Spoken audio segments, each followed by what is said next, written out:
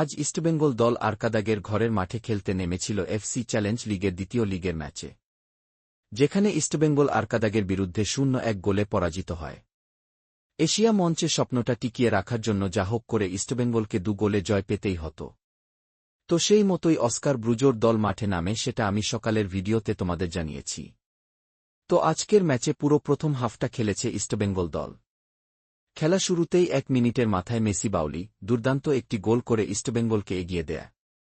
প্রথম গোল করার পর দ্বিতীয় গোলে লিড নেওয়ার জন্য ইস্টবেঙ্গল দল একের পর এক আক্রমণ শুরু করে। তো আজ প্রথমার্ধে ইস্টবেঙ্গল এর কাছে গোল করার একাধিক সুযোগ আসে, বিশেষ করে সেলিসের কাছে একাধিক সুযোগ আসে গোল করার। তবে সেলিস কিন্তু সুযোগ হাতছাড়া করে। এর পাশাপাশি প্রথমার্ধে জোড়া হলুদ কার্ড দেখে লাল কার্ড কনসিড করতে হয় ইস্টবেঙ্গল দলের ভারতীয় ডিফেন্ডার লালচুংমুঙ্গাকে।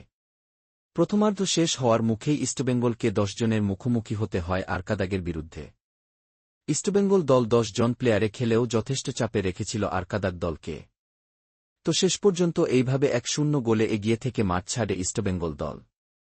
দ্বিতীয়ার্ধের শুরুতে তারা তাদের দ্বিতীয় গোলের লক্ষ্যে মাঠে নামে। দ্বিতীয়ার্ধে ইস্টবেঙ্গলকে আক্রমণাত্মক ছন্দে খেলতে দেখা যায়।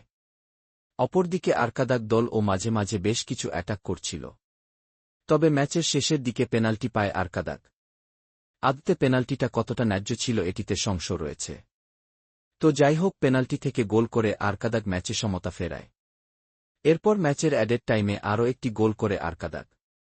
এর ফলে ম্যাচের রেজাল্ট হয় 2-1 এবং 2-1 গোলে ইস্টবেঙ্গলকে হারিয়ে আরকাদাগ দল তারা কিন্তু পরবর্তী রাউন্ডে এর জন্য কোয়ালিফাই করে গেল।